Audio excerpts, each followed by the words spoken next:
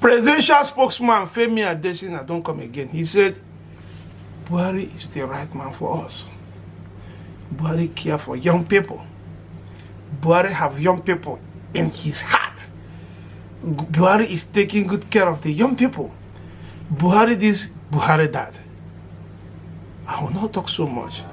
I want you to relax and watch this interview on the channel television. YouTube is not my video. I get it from channel television. Please permit me to play this video. According to him, he said that he believed that this current administration have been strongly behind the young people. Do you believe? Do you believe, Mr. Femi? Did you trust what he just said? Do you remember answers? Tell me in the comment section. After listening to this video, because we are going to watch it together right now, I want you to tell me what you think on the comment section. Tell me what you think. Whether Femi is saying the right thing or saying the wrong thing. At the same interview, he said that Buhari style do not permit live interview. You will hear it by yourself. Let's watch it together. Well, the president's New Year address is in fact longer than that, over 15 minutes. And in some sense, it gives us a picture of the government's plan for 2021. But let's break it down for you even further and maybe clear some gray areas. And joining us on the program tonight to do just that is Mr. Femi Adesina, Special Advisor on Media and Publicity to the President. Good evening, and thank you for joining us on the program. Good evening. May I say Happy New Year? Thank you. Thank you. Seeing what, the President's speech is sort of different from what we saw last year. I mean, last year it was a letter to Nigerians. Oh, yeah. This time it was a president speaking. So as a starting point, really, why the change of style? Because you have talked about the president's style. So why the change of style this year? Well, both are communicating. A letter communicated with Nigerians. This broadcast also is a means of communication. You will notice that a broadcast on New Year Day is not a norm. If you look back, a broadcast on New Year's Day does not come every year. It was just felt that 2020 being such a challenging year and a new,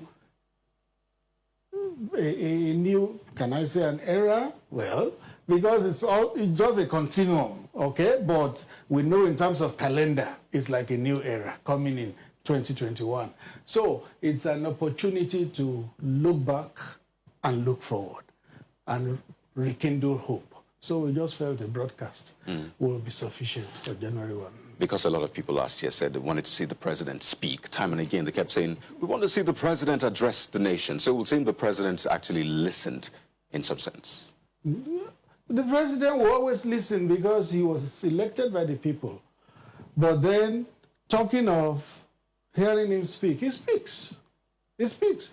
During the COVID-19 lockdown, I think there were about 3 or 4 broadcasts within 3-4 months. He was speaking. He was speaking. But then you will still hear some people saying, let him speak to us. Let him speak to us. And then I'll ask them, those broadcasts, who was he speaking to? The president speaks. So seeing that the president, started the year on this note, will we be seeing such, maybe more media engagements, interviews with the president in this new year? I am not promising interviews. Interviews, as in sit down and let him talk. It's his prerogative to do that. If he wants to do that, we'll be happy. But then, nothing is lost, even if he does not do it, because everything he wants to say will be communicated one way or the other. But don't you think it takes some things away when the president, you don't see the president have those interviews? It takes us back to style again. If his style is, you say this, you are my spokesman, you say this, you are Minister for Information, you say this, you are Minister for Youth and Sports, talk to the youth. And then maybe I say some things and have an interaction with the media. Yes. Maybe. Oh, yes, maybe. Why not? Why not? It could happen. Okay. Nothing is foreclosed. Well, we'll hold you to that because it's a whole year. No, you won't hold me because I didn't promise, but I say it's not foreclosed. Okay.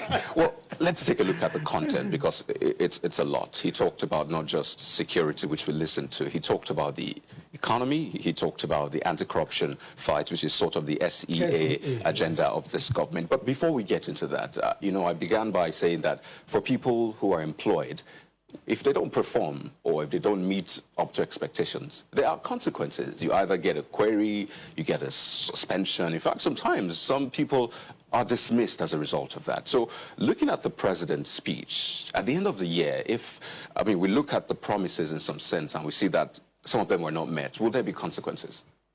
Yeah, in a political situation where you have term, as in 4 years, the consequences will usually be loss of reputation, loss of respect for that government, and eventually it could reflect at the polls. But we know that this is a government that has reputation, that has integrity, and what has been promised will be accomplished. And at the end of the term, when the elections are held, we will see the result again.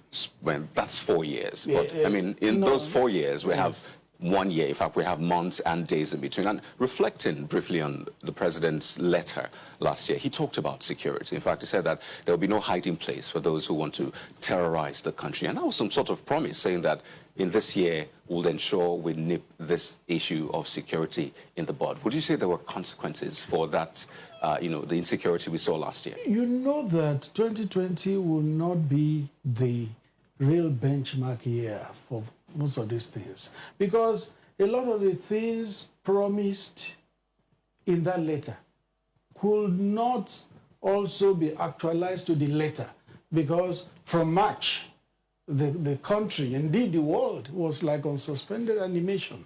There were lockdowns everywhere, and it lasted till like the last quarter of the year. So 2020 will not be a good benchmark. But it's to the advantage of this government that most of the things promised may not have been accomplished 100%, but a good number of them were accomplished, despite low earnings, despite economy not functioning at full throttle. A good number of them were still accomplished. I was speaking specifically about security.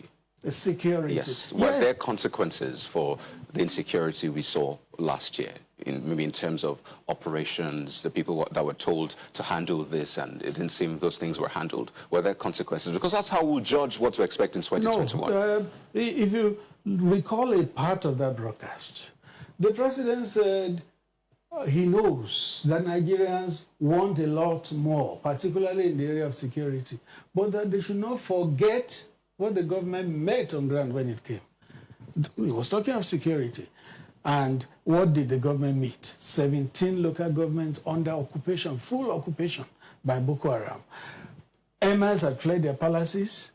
Roads had been locked. NYC orientation camps were now holding in many states of the country. But look at the situation of things today. It's a lot better. We may not have got to where we are going, but it's a lot better. Well, so the situation of security, according to the Sultan of Sokoto, you may have heard that statement. He said that security situation in northern Nigeria has assumed a worrisome situation. People think north is safe, but that assumption is not true. In fact, it is the worst place to be in this country because bandits go around the villages, households, and markets with their AK-47, and nobody is challenging them. In fact, he referred to a burial which he went for. Over 70 people were killed. So that's not 2015, that's 2020. So that clearly is a failure in terms of security. So were there consequences for that? No. You're using that failure, you are using it too broadly. You're using it too broadly. You don't take 1, 2, 3 events and then you conclude that it's all failure.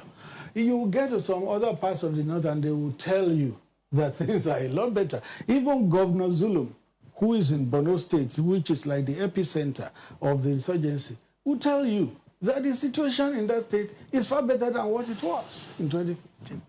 Yes. A lot of issues to raise, really. We'll probably still touch on these things, but part of the president's, speech, broadcast, he spoke about youths. And, we saw what happened last year with the NSAS protests. A lot of young Nigerians coming out to say, we want things done better, not just for the police. In fact, it was for a lot of things, the political system. And take a look at what the president says. Says, as a government, we're committed to actively engaging with the creative energies of our young people. In this regard, we will partner with the legislature to develop an enabling environment to turn their passions into ideas that can be supported, groomed, and scaled across the region. So the question will be, what is the president thinking specifically in this area? Because this is not quite clear. A lot of young people are looking to know what to expect. So what is the specifics of this? Well, there were demands under 5 broad umbrellas. They were later expanded. Some are immediate. The ones that are immediate have been tackled. We don't want SARS. SARS was disbanded. We want this. If it's medium term, it's being worked on. If it's long term, it will come. So we need to know what can be done immediately and what is medium term and what is long term. And if you listen to the Minister of Sports and Youth Development, he already outlined so many things that are being done and will still be done for Nigerian youths. So I still say specifically, because a lot of Nigerians are watching, young Nigerians specifically. Yes. I mean, a lot of them are probably processing to travel abroad, but maybe this might just help in helping them see that, okay, maybe I could stay back and see what this country holds for me. So in specific terms, again, what is in store for young people in this year? A lot. For instance, sometime, I think it was in November, you had the Young Farmer Scheme that Mr. President launched himself under NALDA, National Agricultural Development Authority. It's an opportunity for youths. Youths are going to be empowered. They will be helped to go into different kinds of agricultural projects, aquaculture, crop farming, animal husbandry, and all that. And when those things mature, they will be bought of them so that their money can be replowed into that business again. That's one great opportunity for youths. And there are many others, many others. In fact, we came out with a statement sometime in December, early December, of what the Buhari government is doing specifically for Nigerian youths. It's a whole basket. And do you think the majority of Nigerian youths buy into this? It's for them. It's for them. It is there. They need, if they want a change, they've got to buy into it. Because some of them will say, well, I'm not interested in agriculture. So then... I mean, it's their choice. Yes, some of them it's their say, choice. well, this is not my area. I can't force myself into this. I agree with that. It's their choice. That is why it's not limited to agriculture alone. You have in the area of IT, you have in diverse areas. It's a whole basket. It's just a matter of referring to that statement we issued, chronicling everything that has been done to support the youth. Still, this maybe ties to that promise that the president made to lift 100 million people out of poverty in 10 years, in some sense. So, at an average, that's about 10 million per year, yes. I mean, by simple math. So, from that period to this point, how many Nigerians, millions, thousands, have been lifted out of poverty in line with that promise? Well, there is a Minister for Labor and Employment, Dr. Chris Ngige. He will have those facts at his fingertips. But remember that last year really slowed down a lot of things, not just in Nigeria, but globally. 2020 slowed down a lot of things. But that is not an excuse for not meeting that target. The target that was not met in 2020 could be met in 2021, in that you have to work harder, perform harder than your projection, so that you can make up for the previous year.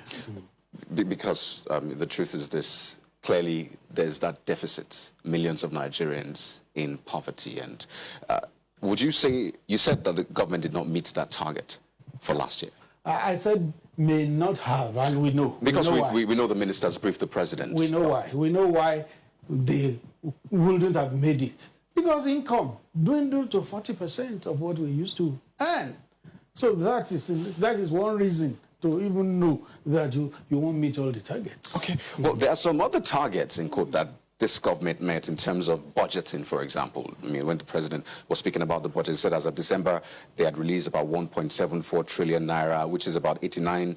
In fact, he talked about the performance of the capital part, which is about 97%. So the government met that target. So how is it hard to meet the target of raising 10 million Nigerians out of poverty in a year? You know, there are some things that respond to policies. Raising people out of poverty will respond to policies and programs and plans. When you are able to execute your policies and your projects and plans, that is when it redounds to the issue of raising people out of poverty. I said we were going to talk about security again, which the president largely spoke about. And on security, the president said Nigeria has the internal capacity to decisively deal with terror attacks on our citizens. However, we recognize that we rapidly have to move to a more proactive and preemptive posture. Yes. That's, to some people, might sound vague. What is proactive? What is preemptive? So what does that mean on the streets when you see security agents? That part you quoted, you need to look at what led to it. He was talking of the Kankara schoolboys, their abduction and the collaboration of the security agencies and how eventually they were retrieved. That was why he said it's good to have retrieved them, but it's better to have preempted such things from happening. So that is. So this new year, the government is going to be preventing the attacks rather than dealing with the aftermath? By the grace of God. At the end of it all, it's God that helps human being to achieve anything. But no government will be happy to see schoolboys abducted. None. Let me touch on the economy, because I mean it's part of the SEA, and the president, speaking on the economy, talked about revamping the economy through the National Economic Diversification Agenda, supports primary goal of national food self-sufficiency, and he talked about this helping reduce the growing food-related inflationary figures. But when you look at the food index, Mr. Adesina, you see that, by the way, the food index accounts for about more than half the inflation basket. You see it has risen to 17.4% compared to what it was previous month, which was 16%. And some say this will keep rising. So judging from what we have seen, how can we trust that this government will deliver this in the new year? Now, if we throttle back a bit, 2015, 2016, you will see that inflation rate was around that 16, 17%. It was even almost getting to 20%. And then things began to improve, and it got to about 11-point-something%. That shows you that it was going into single digit. And then the reversal came, not unconnected with the global situation and the Nigerian situation, and things began to decline. So when we look at the decline, we should remember that there was a time it was going into single digit. The same government that accomplished that is still the government. So government will still rally back and things will get better. I mean, not the same government that saw inflation rise up to 17.4%. Yes, but then that inflation got to 11-point-something% at the point. Mr. Adesina, quite a number of issues to raise, really, but no, we've run out of time. I want you to internalize that. I understand. I think we'll spend the next couple of days internalizing, but we'd like to thank you so much, Mr. Femi Adesina, Special Advisor on Media and Publicity to the President. Thank you for sharing your thoughts with us on the program. I wish you the very best this year. Thank you. All right, to end this program, I just want to say thank you so much. To end today's program, I just want to say thank you so much for coming. I hope you enjoy watching this video. Please, if you enjoyed, please subscribe to my channel and give the video a thumbs up. Share the video, like, and comment on the comment section. Thank you so much for coming, and God bless you.